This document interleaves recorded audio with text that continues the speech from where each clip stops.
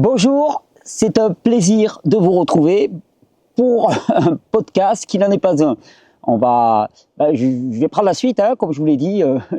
Je reviens aux affaires entre guillemets. Je peux reprendre ma parole et c'est très très bien. Comme je vous l'ai expliqué, et pour ceux qui ne sont pas au courant, il suffit de regarder la vidéo qui a été publiée vendredi dernier. Il y avait une série de podcasts qui avait été entamée, qui s'appelait Sortir du dogme et de l'idéologie. Je trouve que c'est une thématique très très riche et très intéressante, et j'ai bien envie de le terminer. Alors aujourd'hui, j'ai écrit un texte façon podcast, mais je me suis dit quand même, on va mettre de l'image. Je sais qu'il y en avait beaucoup d'entre vous qui disaient on aimait bien quand il y avait l'image. Et bien voilà, l'image est de retour. Je vais vous lire ce podcast.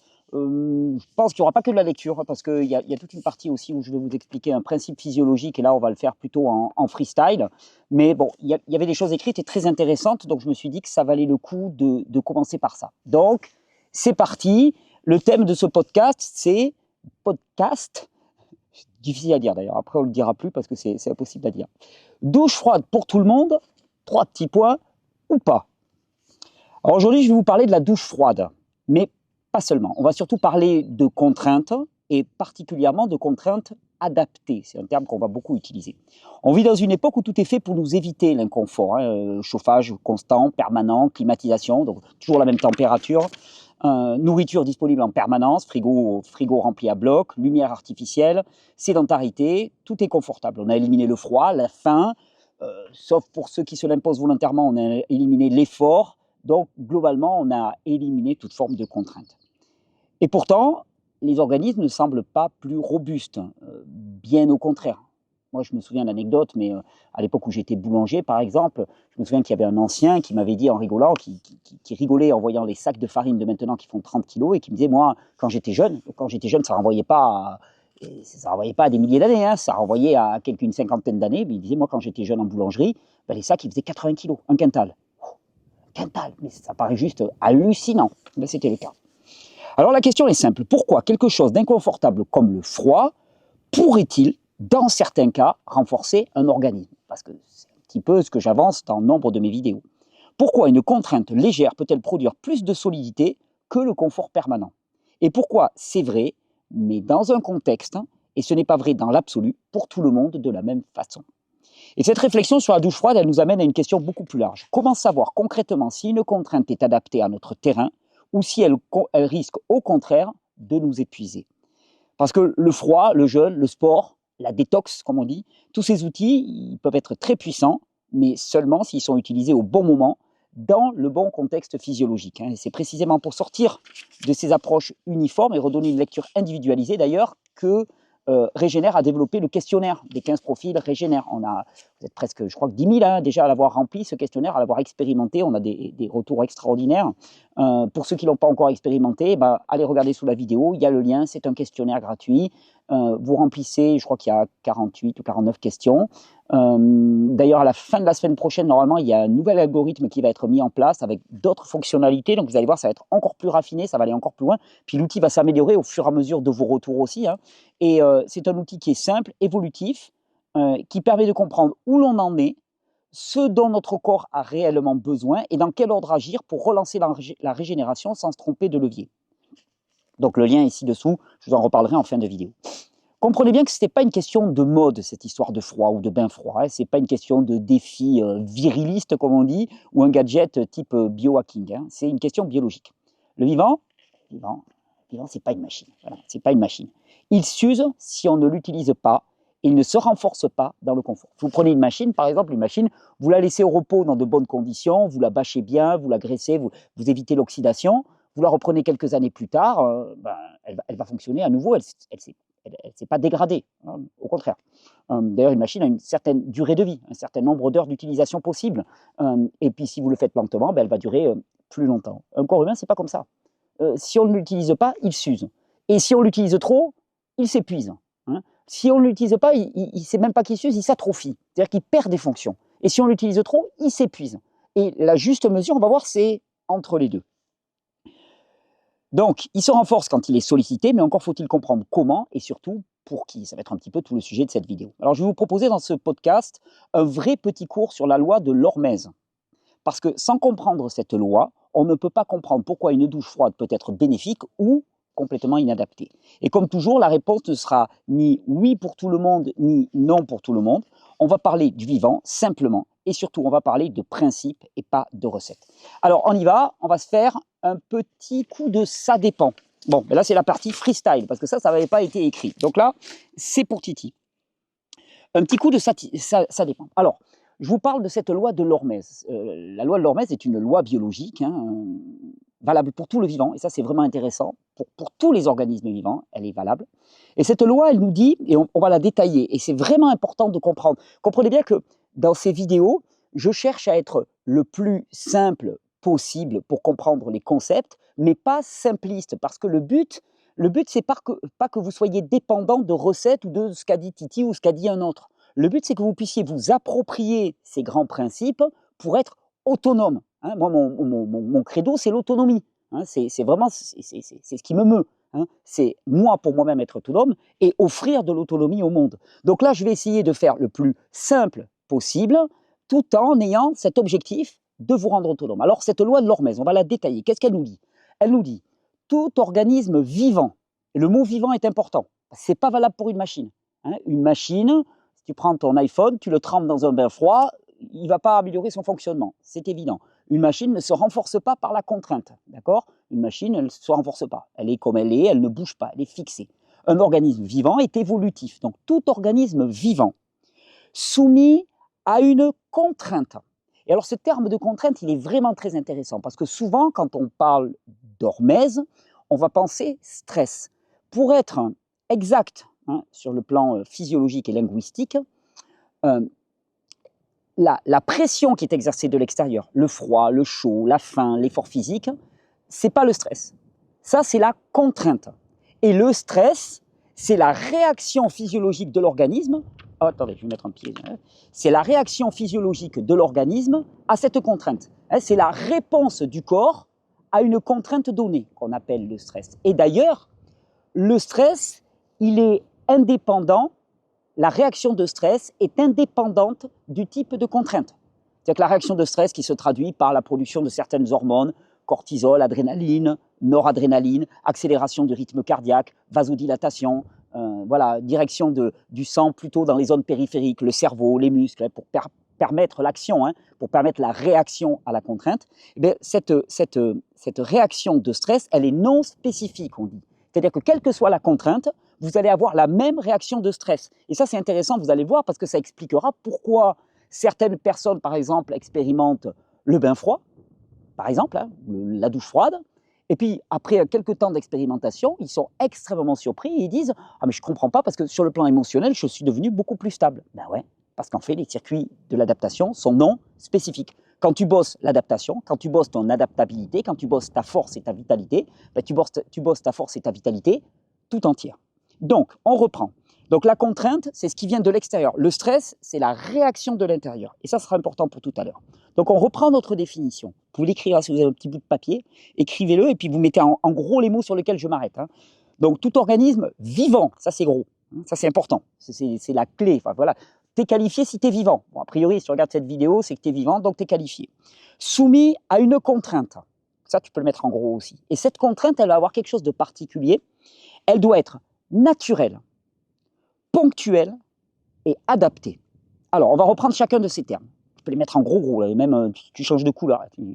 Vert, rouge, voilà. Naturelle. Pourquoi est-ce qu'elle doit être naturelle? On ne se renforce pas avec des contraintes qui sont artificielles. C'est un autre phénomène qui se passe. C'est ce qu'on appelle l'entrée en tolérance. Je vous donne un exemple. Première cigarette dans la cour du lycée, à 14 ans. Prends ta cigarette. Voilà. Bon, pas la classe. Tu voulais te la péter James Dean, c'est pas réussi. 2 semaines après, 3 semaines après un lourd entraînement assidu, le corps ne réagit plus. Est-ce que le corps qui ne réagit plus est devenu plus fort? Est-ce que tu te renforces en fumant des cigarettes? Non, l'évidence, non. En fait, le mécanisme qui se passe avec une contrainte non naturelle, c'est que le corps, au début, il tousse. Il te dit, mais qu'est-ce que tu me fous comme merde à l'intérieur? Littéralement, c'est ça. Enfin, je veux dire, fumer de cigarettes, c'est pas pour faire, voilà, ça paraît une évidence, mais c'est totalement inadapté et les bronches n'en veulent absolument pas de ces goudrons et tout, c'est toxicité totale. Donc ils recrachent. Sauf que pour recracher, pour expectorer, ça demande de l'énergie, ça demande un travail à l'organisme, hein. Le corps doit bosser d'une certaine manière. Et au bout d'un moment, bah, vu que toi tu continues et tu persévères, bah, il dit en fait ça sert à rien de dépenser cette énergie pour lui signaler que c'est toxique, et donc il arrête de réagir. C'est ce qu'on appelle l'entrée en tolérance. Ce n'est pas un renforcement. Donc, contrainte artificielle égale entrée en tolérance. Contrainte naturelle, alors qu'est-ce que c'est qu'une contrainte naturelle? Froid, chaud, faim, exercice physique, contrainte de type psycho-émotionnel, hein, parler en public ou les choses comme ça. Voilà, soif aussi, ça peut être une contrainte. Hypoxie aussi, hein, l'absence d'air par exemple, c'est une contrainte. Bon, ça, ce sont des contraintes naturelles, d'accord? Donc, cette loi de l'Hormèse, elle concerne les contraintes dites naturelles. Excuse-moi, je regarde juste un truc, pour être sûr que j'enregistre bien. Oui, c'est bon, ça enregistre bien. Je reprends la vidéo, je ne suis pas sûr de mon coup. Donc, tout organisme vivant, toi, moi, soumis à une contrainte, donc ça c'est l'extérieur, hein, naturelle. Ensuite, j'ai dit ponctuelle. Bah ouais, ponctuelle. Parce qu'en fait, si la contrainte, elle est permanente ou elle est trop longue, elle t'épuise totalement, d'accord? La contrainte, c'est une contrainte, et après, on va voir, il y a le temps où le corps va pouvoir s'adapter, réagir, surcompenser, avoir un gain et une croissance. Donc, si la contrainte, elle dure tout le temps, ça te détruit. D'accord? Si tu restes façon Leonardo DiCaprio dans Titanic, eh ben, Jack, il tombe au fond de l'océan. Alors, voilà, une grosse polémique hein, par rapport à la place qui était disponible sur cette palette, et normalement, Jack, il aurait pu monter dessus. Mais bon, passons, c'est notre problème. En tout cas, voilà, si tu restes trop longtemps soumis à une contrainte même naturelle, ça va te détruire. Donc la contrainte, elle doit être ponctuelle. Et il y a un terme, adapté. Alors, adapté à quoi? Adapté à toi. Enfin, à moi, à toi, à nous, à vous, à ils, à eux. Adapté. Adapté, ça veut dire quoi? Ben, ça veut dire simplement que la contrainte, elle va te solliciter, elle va solliciter tes réserves, hein, ta capacité du corps à réagir, mais elle ne va pas te détruire. Que si la contrainte elle est trop forte, elle va te détruire. D'ailleurs, le talent, c'est d'arriver, on le verra, à trouver la contrainte maximale supportable. Parce que sinon, bah, ça te détruit. D'accord? Donc, tout organisme vivant soumis à une contrainte naturelle, hyper important, ponctuelle, hyper important, et adaptée, ce qui veut dire que la contrainte de l'autre ne sera pas la tienne, hein, suivi d'un temps, alors souvent on dit, suivi d'un temps de repos. J'aime pas ce terme. Parce que repos, dans notre état d'esprit, le repos, c'est rien. Tu vois, c'est le repos, c'est le vide, c'est la vacance. Alors que c'est une formidable stupidité, hein, parce que quand on se repose la nuit, en vérité, rien ne se repose. Le vivant ne se repose jamais. Le vivant se repose le jour où c'est la fin de la vie biologique. D'accord? Parce que le vivant, pendant la nuit, c'est une explosion de mécanismes biologiques. Le foie, les intestins, tout fonctionne, tout tourne. Au contraire, d'ailleurs, moins tu as d'énergie investie vers l'extérieur, vers la cogitation, vers la locomotion, hein, moins tu as d'énergie dépensée vers l'extérieur, et plus tu as d'énergie qui est orientée vers l'intérieur. Donc, ce repos, il est mal connoté. En vérité, c'est une erreur. Le repos n'existe pas. Mais on va parler de repos extérieur. Alors moi, je préfère utiliser le terme de intégration, de surcompensation, ou même de gain. D'accord? Alors, tout organisme vivant soumis à une contrainte naturelle, ponctuelle et adaptée, suivi d'un temps d'intégration ou de surcompensation ou de gain, et il va de soi que ce temps de surcompensation, d'intégration ou de gain, eh bien, ce n'est pas un temps de contrainte. D'accord? C'est différent d'un temps de contrainte. Voit sa capacité adaptative, donc, autant le dire, voit sa force, voit sa vitalité, voit son adaptabilité renforcée, augmentée. Et c'est ça la loi de l'Hormèse. En fait, la loi de l'Hormèse, c'est la loi de la croissance. Comment est-ce qu'un organisme vivant peut croître, peut améliorer ses fonctions, peut se renforcer, peut gagner de la force, de la vitalité et de la santé? Ben, simplement en suivant ce principe. Tout organisme vivant doit être soumis à une contrainte naturelle, ponctuelle et adaptée, suivie d'un temps d'intégration, et ça, il ne faut pas l'oublier, parce que sinon on rate tous les bénéfices. Hein. Les bénéfices, entre guillemets, c'est dans la phase de surcompensation qui se passe, voit sa capacité adaptative augmenter. Alors, je vous dis, les bénéfices se trouvent dans la phase de surcompensation. Et ça, c'est très important. Je vais vous prendre un exemple, par exemple, dans le jeûne. Le jeûne, la phase de contrainte, c'est la privation de nourriture. D'accord ? Et il y a beaucoup de gens, j'entends, qui me disent, voilà, moi, j'ai jeûné pendant une semaine. Je dis, mais qu'est-ce que tu as fait pendant une semaine ? Mais je me suis privé de nourriture. Et je dis, et après ? Et après, je suis reparti au boulot et ainsi de suite. Erreur. Grosse erreur. Parce que la phase intéressante, entre guillemets, parce que la phase de contrainte, c'est une phase qui est dite catabolique, dans laquelle on détruit de la matière. Elle est nécessaire. Elle est nécessaire pour donner une information, pour donner une impulsion. La contrainte, elle est nécessaire pour permettre au corps de répondre et de rebondir. Mais ce qui nous intéresse, nous, c'est le rebond. Ce qui nous intéresse, nous, ce n'est pas la contrainte, c'est que le corps augmente sa capacité.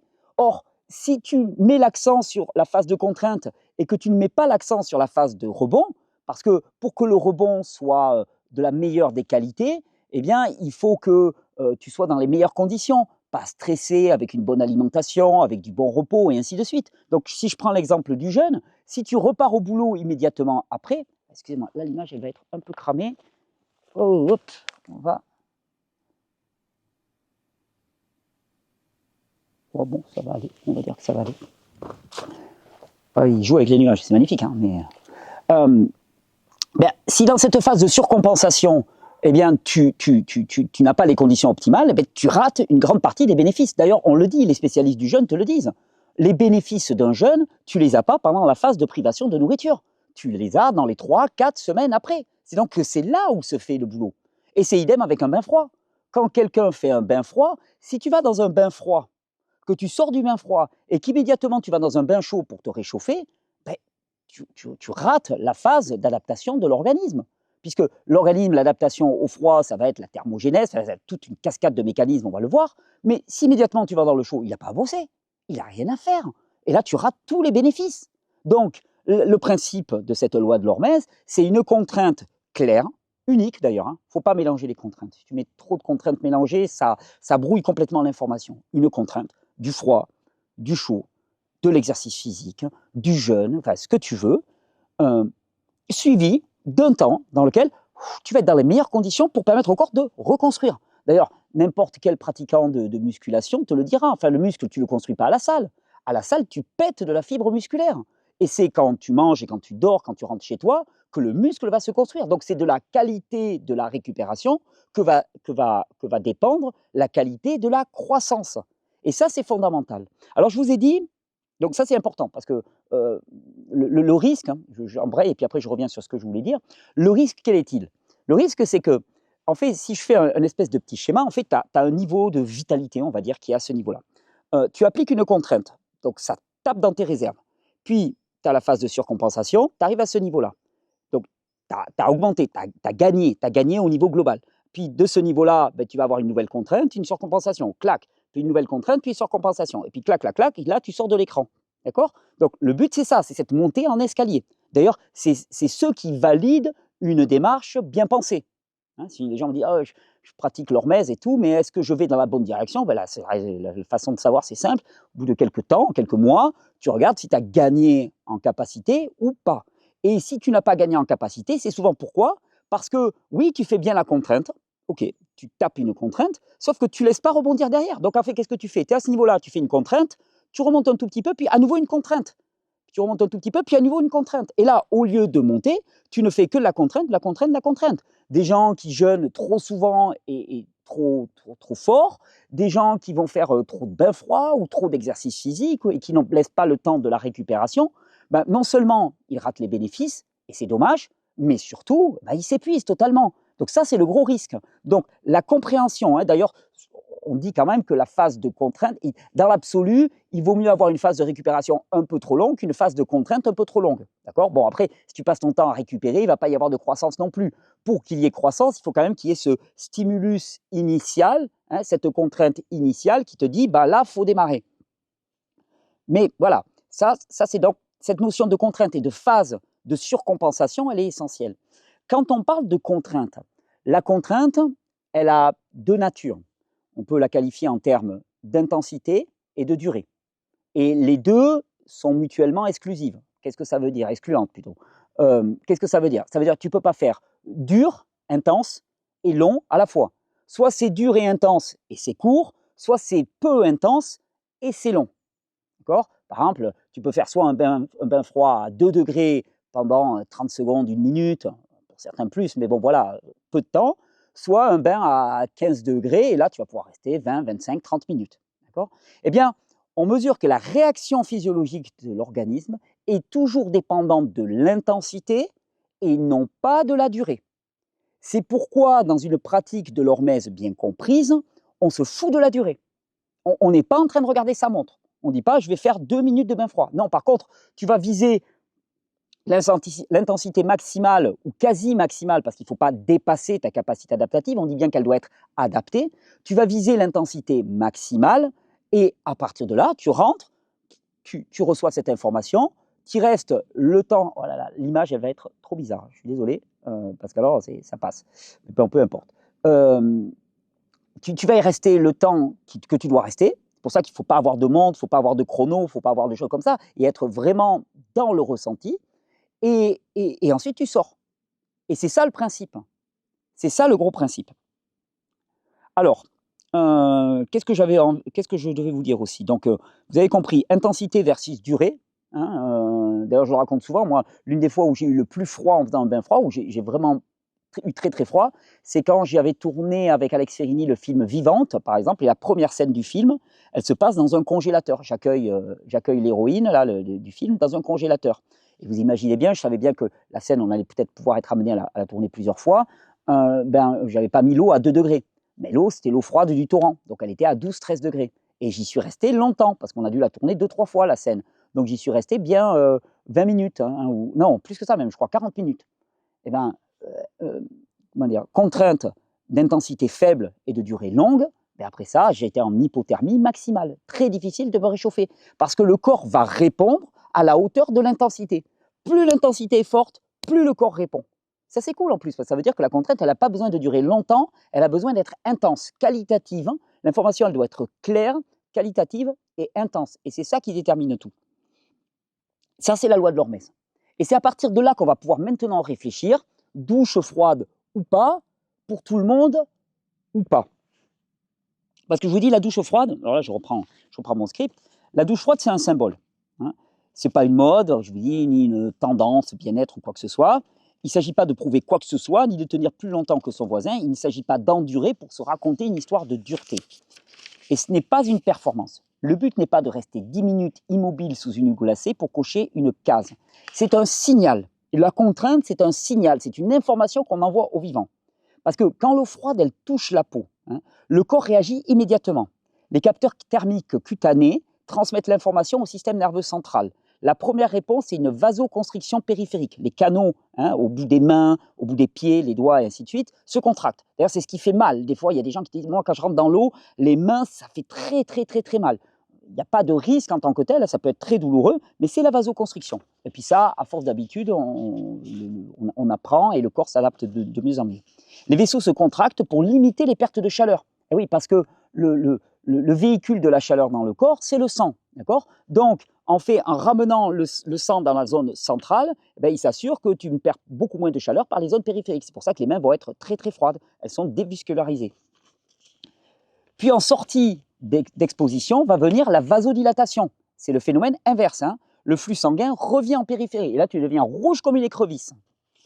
Cette alternance agit d'ailleurs comme une gymnastique vasculaire. Ça rappelle un petit peu le principe de ce qu'on appelle les bains de Salmanov. Les vaisseaux apprennent à se contracter et à se relâcher efficacement. Sur le plan nerveux, le froid active le système sympathique. Il y a une libération de noradrénaline et d'adrénaline, une augmentation de la vigilance, une mobilisation immédiate. Cette activation n'est pas pathologique si elle est brève et maîtrisée, elle est adaptative. On observe aussi une augmentation transitoire de la dopamine et une production d'endorphine, ce qui explique cette sensation de clarté mentale et d'énergie après l'exposition. Au niveau immunitaire, les expositions régulières et progressives au froid sont associées à une modulation de la réponse inflammatoire. Le corps affine sa capacité de réponse plutôt que de rester en hyperréactivité inflammatoire permanente. Et sur le plan cellulaire, les contraintes thermiques participent à la stimulation mitochondriale. Le corps apprend à produire de la chaleur grâce à la thermogénèse, notamment via l'activation de ce qu'on appelle le tissu adipeux brun. Il y a des graisses blanches, il y a des graisses brunes. Les graisses brunes, ce sont des cellules graisseuses dans lesquelles il y a une mitochondrie, donc une centrale énergétique, qui sont capables de produire par elles-mêmes de l'énergie. Cela participe à la densité et à l'efficacité mitochondriale. Si on va encore un peu plus loin dans la physiologie, quand le corps est exposé au froid, il ne se contente pas de contracter ses vaisseaux ou d'activer le système nerveux, il déclenche aussi des réponses cellulaires très profondes. Parmi elles, l'une qui est caractéristique, c'est la production de ce qu'on appelle les CSP, Cold Shock Protein, protéines de choc froid. Ce sont des protéines qui sont exprimées lorsque les cellules subissent une baisse brutale de température. L'une des plus étudiées, par exemple, c'est la RBM3, dont le rôle est essentiel. Elle participe à la protection des neurones, à la stabilisation de l'ARN messager et à la réparation cellulaire après un stress. Autre phénomène, autrement dit, le froid contrôlé peut stimuler des mécanismes de protection et de résilience neuronale. Ce n'est pas anecdotique, ce n'est pas symbolique, c'est une réponse biologique mesurable. Ce qui montre bien que nous avons été faits pour coévoluer avec notre environnement. Un environnement qui nous offrait du froid, du chaud, de la rareté, de la contrainte, eh bien, on y est parfaitement adapté. Notre corps a besoin de ces stimulus-là, d'une certaine manière. Autre point important, j'en parle assez régulièrement, c'est ce qu'on appelle la BDNF, Brain Derivated Neurotrophic Factor, facteur neurotrophique, donc facteur de croissance neuronale dérivé du cerveau. C'est un facteur de croissance neuronale qui favorise la plasticité cérébrale, la survie des neurones, la formation de nouvelles connexions synaptiques. Il est associé à la mémoire, à l'apprentissage, à la clarté mentale et même à la régulation de l'humeur. Donc, les contraintes brèves et maîtrisées, froid, exercice, jeûne, sont connues pour stimuler indirectement la production de BDNF. Là encore, ce n'est pas le froid en lui-même qui soigne quoi que ce soit, c'est la réponse adaptative qu'il déclenche. D'accord ? Ce n'est pas la contrainte, c'est la réaction du corps à la contrainte. Et on retrouve toujours la même logique, c'est une contrainte légère. Et la BDNF, si ce n'est pas des cold shock protéines, ça va être des heat shock protéines avec la chaleur. On retrouve toujours les mêmes types d'adaptations. Je vous ai dit, les voies de l'adaptation sont non spécifiques. Donc on a une contrainte légère qui va amener à une activation cellulaire, un signal d'alerte contrôlé, une réparation et un renforcement. Mais uniquement si le système a la capacité d'y répondre. Parce que si l'organisme est déjà épuisé, en surcharge inflammatoire ou en stress chronique, la même stimulation peut rapidement devenir une contrainte de trop. Et c'est pour ça que cette notion de adapter, elle est fondamentale. C'est là que la nuance, elle est essentielle. Le froid, ce n'est pas un super pouvoir. Les cold shock protéines, ce n'est pas une sorte de baguette magique. Ce sont des marqueurs d'adaptation. Et on va vraiment insister sur ce point fondamental. Le froid ne renforce pas parce qu'il est froid. Il renforce parce qu'il oblige le corps à répondre et à mobiliser ses mécanismes d'adaptation. C'est son seul intérêt. C'est uniquement son seul intérêt. Et ce sont des mécanismes qui font la différence entre un organisme fragile et un organisme vivant et adaptatif. Ce n'est pas la température qui fait le travail, c'est la réponse adaptative qu'elle déclenche. Un corps qui répond devient plus compétent. Il y a un corps qui n'a plus rien à gérer, il devient plus fragile. La douche froide, ce n'est donc pas une fin en soi, c'est un outil simple pour rappeler au vivant qu'il est capable de s'ajuster. Et comme tout outil, son efficacité dépend du terrain, du dosage et du contexte. Alors, je vous disais, douche froide pour tout le monde, 3 petits points, ou pas. C'est précisément ici que le titre prend tout son sens. Une douche froide pour tout le monde ou pas. Parce que si on a bien compris la loi de l'Hormèse, on comprend immédiatement une chose essentielle. La même stimulation ne produit pas le même effet selon le terrain. L'Hormèse, ce n'est pas une recette universelle. C'est la relation entre un stimulus, une contrainte, et la capacité d'adaptation d'un organisme donné à un moment donné. Donc, en clair, tout le monde ne doit pas faire pareil. Une personne profondément épuisée, en fatigue chronique, en dette de sommeil, en stress permanent, n'a pas besoin d'une contrainte supplémentaire ou d'une contrainte forte. Son système est déjà saturé. Chez elle, la douche glacée de 3 minutes peut devenir une agression supplémentaire, une agression de trop. Dans ce cas, l'hormèse, elle va commencer par des micro-stimulations, quelques secondes. Une eau simplement fraîche, une respiration maîtrisée dans l'air froid le matin, par exemple. On stimule légèrement, on observe, on laisse le corps répondre. C'est la réponse qui compte. Une personne inflammée, douloureuse, en surcharge métabolique devra travailler dans la progressivité.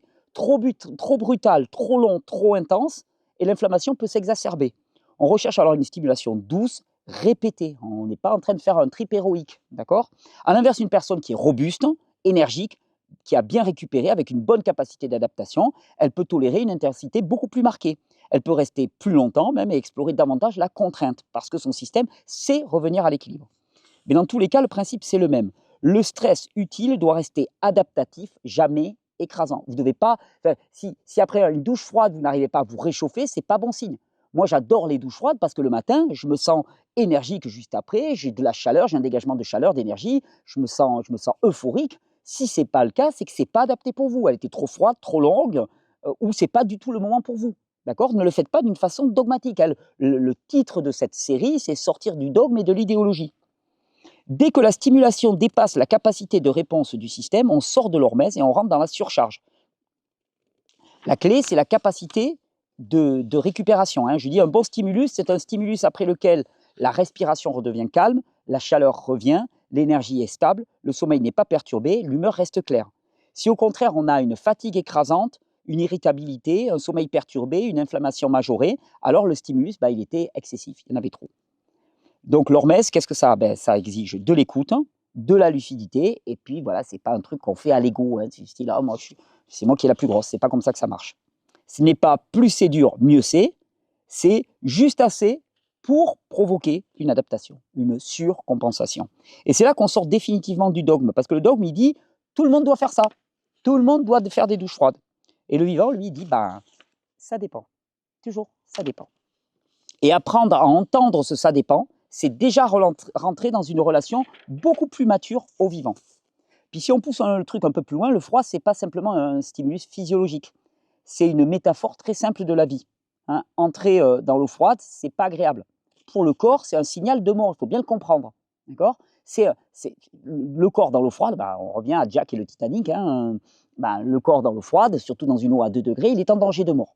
Donc l'information, quand tu rentres, quand tu te prends une douche froide, t'as pas envie en fait. Et c'est là d'ailleurs où c'est complètement paradoxal, parce que notre biologie a été développée dans un environnement dans lequel la contrainte était omniprésente. Donc nous avons été câblés pour fuir la contrainte et chercher le confort. Puisqu'il y avait des contraintes de partout, il est normal de fuir la contrainte et de chercher le confort. Mais aujourd'hui, nous vivons dans un environnement qui nous propose du confort tout le temps, et nous, par contre, notre biologie, elle continue à chercher du confort. Ce qui fait que s'il n'y a pas une action volontaire de notre part, c'est un cercle vicieux. Notre biologie nous pousse au confort, nous pousse à chercher la facilité. D'accord? Et c'est là où il y a une dimension complètement folle, c'est-à-dire que quelque part, on doit faire les choses contre soi-même. C'est pas parce que tu fais régulièrement des bains froids qu'au début, ça ne va pas être dur. Chaque fois que tu rentres dans un bain froid, il y a la même réaction du corps. Non, il n'en veut pas. Et alors l'avantage, c'est que ça muscle autre chose. Ça muscle ce qu'on appelle l'engagement, la détermination. Tu fais un choix, mais c'est une situation assez paradoxale qu'on vit. Ce qui nous fait grandir n'est presque jamais confortable. Je dirais même n'est jamais confortable. L'effort musculaire construit le muscle souvent dans la douleur. La confrontation clarifie les relations. La remise en question élargit la conscience. Dans tous les cas, il y a une phase d'inconfort. Une phase où le système doit se réorganiser, s'adapter, où nos repères habituels sont balayés. D'ailleurs, psychiquement, on fonctionne exactement comme biologiquement. On cherche la stabilité, la sécurité, la répétition, et c'est normal, parce que, comme je le dis, là, nous sommes biologiquement et psychiquement conçus pour chercher le confort et la facilité. C'est un mécanisme d'autopréservation naturel et sain dans un environnement qui nous propose de la contrainte. Mais quand cet environnement ne nous propose plus de la contrainte, cette réaction biologique normale, elle n'est plus saine. La croissance, elle naît d'une perturbation maîtrisée. Le problème, c'est que nous voulons les effets sans accepter le processus. On veut les bénéfices de la transformation sans jamais passer par l'inconfort qui la rend possible. Et c'est là que la métaphore du froid, elle devient intéressante. Le froid, il n'est pas là pour punir, il n'est pas là pour éprouver, il est là pour provoquer une réponse, pour réveiller un potentiel adaptatif qui, sans stimulation, resterait latent. Alors sur le plan existentiel, c'est la même chose. Une difficulté traversée consciemment, elle renforce. Une vérité affrontée rend plus stable. Une peur regardée en face élargit la conscience intérieure d'une certaine manière. Mais comme en physiologie, la nuance reste essentielle. L'inconfort utile est celui qui reste traversable. Celui qui stimule sans écraser. Celui qui oblige à mobiliser des ressources sans provoquer l'effondrement. Alors, le lien avec cette série, sortir du dogme, si on prend un peu de recul, cet épisode, il s'inscrit dans une logique. Depuis le début de cette série, on essaye de déconstruire quelque chose de très précis. Notre tendance à réduire le vivant à des règles simples et simplistes, à des causes uniques et à des solutions universelles. Donc on l'a vu, le vivant, ce n'est pas une cause unique, le vivant, ce n'est pas une solution universelle, le vivant, c'est une adaptation contextuelle. Et la loi de l'Hormèse, elle illustre parfaitement ça. Si je dis la douche froide est bonne pour la santé, je retombe immédiatement dans le dogme. Je crée une règle, une sorte de prescription et une vérité applicable à tous. Mais si je dis la douche froide peut être bénéfique selon le terrain, le moment, l'état du système, la capacité d'adaptation, et surtout, si je t'explique pourquoi et comment fonctionne cette loi de l'Hormèse, alors là, je change complètement de posture. Je ne parle plus d'une méthode, je parle d'une relation. La douche froide devient alors un exemple extrêmement concret de pensée non dogmatique. Ce n'est plus il faut, c'est pas un toujours, c'est pas un jamais, c'est un stimulus. Voilà, un stimulus parmi d'autres qui peut être utile si, et seulement si, il est intégré intelligemment dans un contexte donné. Et c'est ça exactement sortir du dogme. C'est pas rejeter toute règle, c'est pas vivre dans le flou, c'est accepter que la vérité du vivant ne peut jamais être figée. Ce qui est juste aujourd'hui peut ne plus l'être demain, ce qui est adapté pour l'un peut être inadapté pour l'autre. Ce qui renforce à un moment peut épuiser à un autre. Et la pensée dogmatique, sa caractéristique, c'est qu'elle cherche des réponses définitives. En fait, la pensée dogmatique, j'y pensais hier, j'en discutais hier, elle vient du fait que nous sommes, je pense, dans un référentiel profondément matérialiste et mécaniste, et qu'en fait, on a oublié ce que c'est que le vivant. Donc, on pense le monde comme des machines. Et une machine, ça a un mode d'emploi fixé, permanent, c'est toujours le même. Elle a toujours les mêmes besoins, reproductibles, à l'identique, tout le temps. Ça, ce sont les machines. Et on pense, parce qu'on est dans un monde, on est fasciné par les machines, on est fasciné par la technologie, et on pense que tout fonctionne à l'unisson de ça. Mais le vivant ne fonctionne pas du tout comme ça, d'accord? La pensée vivante, elle cherche des ajustements continus. Elle cherche une relation, d'accord? Elle cherche une dynamique. Elle cherche un mouvement. Le vivant, l'une de ses caractéristiques, c'est d'être mouvant. Donc il change en permanence. Et nous, c'est pour ça que chaque fois qu'on veut fixer les choses, on dit voilà, le régime idéal, c'est ça, la méthode idéale, c'est ça. Et puis moi, hier, j'ai fait ça, donc aujourd'hui, je vais faire pareil, et puis demain, je vais faire pareil, et je pense que je vais avoir les mêmes effets. Ben, c'est perdu d'avance. Et la pensée dogmatique est issue de la pensée mécaniste, du rationalisme froid qui fait que nous pensons le monde comme des machines. Finalement, la douche froide, c'est qu'un prétexte pour appeler quelque chose de plus large. Le vivant ne demande pas qu'on lui impose des recettes, il demande qu'on l'écoute, qu'on l'observe et qu'on ajuste. C'est beaucoup plus exigeant qu'un protocole, mais c'est infiniment plus respectueux. Alors l'avantage avec tout ça, c'est qu'il n'y a pas besoin d'équipement, il n'y a pas besoin de protocole complexe, hein, juste de la progressivité, de l'écoute et de la constance. Quelques secondes, elles peuvent suffire au départ, hein, puis on observe, on ajuste, tu te fais un petit peu d'eau froide sur le bas des jambes et tu vois comment ça se passe, tu vois comment le corps y réagit, tu vois ce qu'il te dit, il te parle le corps, il te parle et toi tu l'écoutes. C'est ça qui est fascinant. Le vivant, c'est une relation. C'est en fait la santé, la véritable santé, n'est qu'un chemin d'écoute de la vie à l'intérieur de nous. Voilà, qu'est-ce que la vie a à nous dire? Où est-ce que la vie nous amène? Et puis, soit on choisit de la suivre, soit on choisit de suivre un chemin à nous, qu'on a choisi mentalement, rationnellement, et si ces chemins divergent trop, eh ben, c'est la douleur, c'est la souffrance, c'est ce qu'on appelle les symptômes, ce qu'on appelle vulgairement la maladie, mais c'est ce clivage avec le vivant, uniquement. Donc, c'est d'abord et avant tout une question d'écoute. Donc, tu remets un petit peu sur les jambes, un peu d'eau froide, tu vois ce qui se passe, tu vois comment tu te sens. Puis après, tu remontes un petit peu, tu vois comment tu te sens. Puis il y a le passage au niveau des bras, tu vois comment tu te sens. Tu vois comment ça réagit, tu vois comment tu te sens après. Et si ça dit non, ça dit non. Et c'est juste que ça dise non. Et c'est juste pour toi que ça dise non. Il faut faire autrement, il faut faire autre chose. Pour l'instant, peut-être que c'est trop. C'est trop pour toi, ou peut-être pas. Et personne ne pourra te le dire. C'est pas le froid qui fait le travail, c'est la réponse du corps au froid. Hein. Et cette réponse, elle ne se commande pas. Hein, elle se respecte, elle s'accompagne, elle s'écoute. Donc la vraie douche froide, en fait, c'est pas l'eau. C'est pas l'eau. La vraie douche froide, c'est de réaliser que le vivant a besoin d'inconfort pour rester vivant. Et que le vivant ne peut pas se programmer. Hein. Pas un inconfort écrasant, pas de violence, mais une contrainte juste, mesurée et intelligente. Fuir systématiquement l'inconfort, c'est décliner lentement. Le système devient moins adaptable, moins résilient et plus fragile.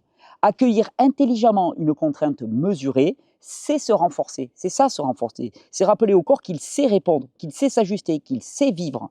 Et peut-être que la question n'est pas « faut-il faire des douches froides ?» mais plutôt « où dans ma vie ai-je éliminé une contrainte utile, une contrainte de croissance? Parce que le vivant ne grandit pas dans l'immobilité, il grandit dans l'adaptation, dans la confrontation, dans le challenge. Et ça, aucune eau froide ne peut le faire à notre place. Et en fait, ce que cette réflexion sur l'eau froide, elle révèle aussi, c'est quelque chose de beaucoup plus large. C'est pas la douche froide le sujet, c'est la question de savoir à quel moment, pour qui, dans quel état physiologique, une contrainte devient utile ou délétère.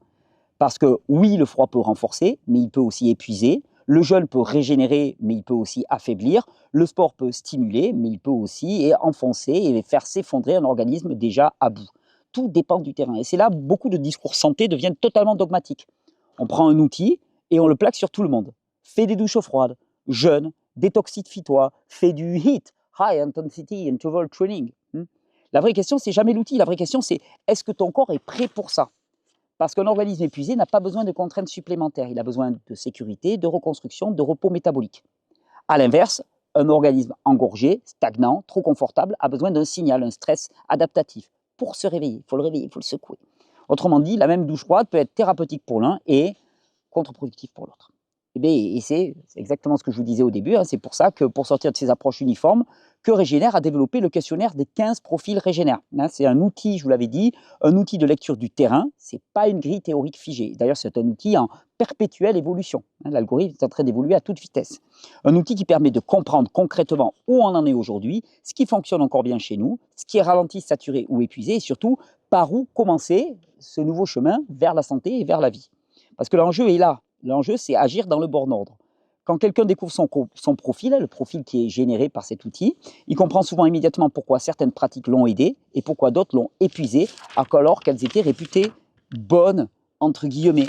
Je peux vous mettre des témoignages que j'ai vu passer un petit peu sur les réseaux sociaux et les gens disent ça, ils disent « Ah, enfin, je comprends pourquoi le jour où j'ai fait ça, ça ne m'a pas du tout réussi. » Voilà, là, tu as enfin une grille de lecture. Et on reçoit des retours extrêmement parlants. Des personnes qui disent « Enfin, il y a quelque chose qui me ressemble. Je comprends pourquoi le jeûne me vidait, alors que je croyais que c'était bien de jeûner. » Non, ce n'est pas bien ou mal. En fait, notre critère d'évaluation du bien et du mal doit évoluer d'un modèle absolu à un modèle relatif. Et qu'est-ce qui est bien? Eh bien, ce qui est conforme au vivant en toi à cet instant. Et qu'est-ce qui est mal? Et mal, ce qui n'est pas conforme au vivant en toi à cet instant. Ça, c'est le bien et ça, c'est le mal. Et ça, c'est dur. Parce qu'on rêve d'une grille absolue comme ça, on n'a plus de questions à se poser. Mais je vous dis, on n'est pas des machines. On n'est pas des machines, on n'est pas des machines, on n'est pas des machines. Je comprends pourquoi j'avais besoin de mouvement et pas de repos. Je comprends pourquoi je stagnais malgré tous mes efforts. Ce que cet outil apporte, ce n'est pas une étiquette, c'est une boussole qui donne une direction. Et cette boussole, d'ailleurs, elle est vivante, c'est-à-dire qu'elle bouge régulièrement. C'est pour ça qu'il faut y revenir, refaire le test, et ainsi de suite. Le modèle n'est pas figé, il évolue, il s'affine, il s'améliore en permanence à partir des retours, vos retours utilisateurs, des observations de terrain et des milliers de questionnaires analysés. Plus il est utilisé, ce questionnaire, plus il est précis et plus il sera précis. C'est un modèle adaptatif, exactement comme le vivant qu'il cherche à décrypter. C'est aussi pour ça qu'il est important de comprendre une chose essentielle. Le profil qu'on obtient au travers de cet outil, ce n'est pas une identité, c'est une photographie à un instant donné qui va changer. Ce qu'on appelle le profil dominant, il peut évoluer, parce que le terrain, il évolue, parce que les pratiques évoluent, parce que la vitalité évolue. Et c'est précisément l'objectif, c'est passer d'un terrain épuisé à un terrain robuste, d'un organisme en survie à un organisme en adaptation, d'un corps qui subit à un corps qui répond. Alors, avant de se lancer dans les contraintes à la mode, froid, jeûne, sport, intense, détox, la première vraie étape, c'est peut-être simplement de savoir, est-ce que c'est le bon levier pour moi maintenant? Et c'est exactement ce que permet ce questionnaire, et j'espère que c'est exactement ce que permet cette vidéo et les informations que je vous ai partagées. La définition de la loi de l'Hormèse, la compréhension intime de chacun des éléments de cette loi. Une contrainte naturelle, ponctuelle, adaptée, suivie d'un temps d'intégration. Qu'est-ce que ça veut dire naturel? Qu'est-ce que ça veut dire ponctuel? Qu'est-ce que ça veut dire adapté? Adapté à moi, uniquement à toi, on ne parle que de toi. Toi, à cet instant-ci. Pas toi demain, pas toi hier, toi à cet instant-ci. Donc ce questionnaire, il permet une lecture individualisée, contextualisée, évolutive pour chaque contrainte, pour que chaque contrainte devienne un outil de croissance et non pas un facteur d'usure. Parce que c'est là tout l'enjeu. Un facteur de croissance. Et je vous dis, le seul moyen d'évaluer à moyen terme si on va dans le bon sens, et je vous dis, si on ne va pas dans le bon sens, la plupart du temps, c'est parce que la phase de contrainte est trop importante par rapport à la phase de récupération. La phase de récupération est toujours le facteur limitant. Eh bien, c'est d'observer, c'est d'observer. La phase de récupération, euh, moi je le vois par exemple, je ne vais pas cacher, je cours beaucoup, j'adore courir dans la montagne. Je pourrais courir plus. Je pourrais courir plus, sauf que je sais que mon mode de vie derrière, ben voilà, je suis papa, j'ai plein de choses à gérer, je ne peux pas me permettre de faire la sieste après être allé courir. Voilà, je ne fais pas la sieste parce qu'il faut que j'aille chercher ma fille, il faut que je prépare telle chose, telle chose, telle chose, que je prépare des vidéos et ainsi de suite. Donc, délibérément, je limite mon temps de course à un certain volume parce que je sais que derrière, si j'augmente ce volume, je n'aurai pas de temps d'intégration suffisant et là, je vais m'épuiser. D'ailleurs, remarquez, c'est là où il y a le bénéfice pour les athlètes professionnels. Un athlète professionnel, comme ça devient sa profession, ben, il limite le nombre de contraintes à côté, ce qui fait qu'il peut augmenter cette contrainte. Il va pouvoir aller faire du 3, 4, 5 heures par jour d'entraînement, parce que derrière, eh ben, il n'a plus qu'à penser à manger, à dormir, à se restaurer, à se faire masser, et ainsi de suite. C'est son boulot, c'est son job. Un amateur, c'est pas ça. Et il s'agit vraiment d'arriver à mesurer les facteurs de surcompensation et les facteurs de contrainte et faire en sorte que cette balance elle ne se dérégule pas. Le vivant s'atrophie si on ne l'utilise pas assez, il s'épuise si on s'en sert trop. La juste mesure, c'est entre les deux et c'est mouvant, c'est vivant, c'est émouvant même tellement c'est vivant. Bon, j'espère que ce podcast vous aura plu, podcast nouvelle formule, avec des variations de luminosité, ça aussi c'est totalement vivant. Vous pourrez le faire en studio, ouais, d'ailleurs je suis en train de me construire un petit studio, 3 millions d'abonnés sur YouTube quand même, il faut pas rigoler quoi, petit studio, on va arrêter de faire ça sur un bout de parpaing là comme ça, mais moi j'aime bien faire les vidéos dehors, donc je continuerai à faire les vidéos dehors, mais bon voilà, vous voyez, variation de luminosité, mais c'est vivant, c'est pas maîtrisé, et c'est peut-être le cœur du sujet. Je crois que la prochaine vidéo de ce podcast, je crois qu'il y en a encore 2 qui étaient prévues dans cette série, donc on va suivre le fil avant de reprendre d'autres fils de vidéos. Je crois qu'on parlait de jeûne. Allez, jeûne pour tout le monde. Là encore, pas mal de réflexions à avoir. Je vous souhaite une bonne régénération. N'hésitez pas à expérimenter ce questionnaire, à y revenir. Je vous dis, le modèle va évoluer. Je sais que très bientôt, il va y avoir un indice de vitalité, un indice de vitalité pondéré, un indice de vitalité par rapport à votre âge qui sera rajouté. Donc, autant de facteurs pour s'auto-évaluer et évaluer la qualité de ce que nous mettons en place. Donc, plein d'outils. Cet outil, il est vraiment destiné à être un guide, une boussole et qui va... Enfin, voilà, moi, je trouve que c'est un projet extraordinaire, unique, et qui, je pense, va aller très très loin. En tout cas, voilà, allez l'expérimenter, c'est un vrai plaisir de vous le proposer. Je vous souhaite une belle journée, bonne régénération.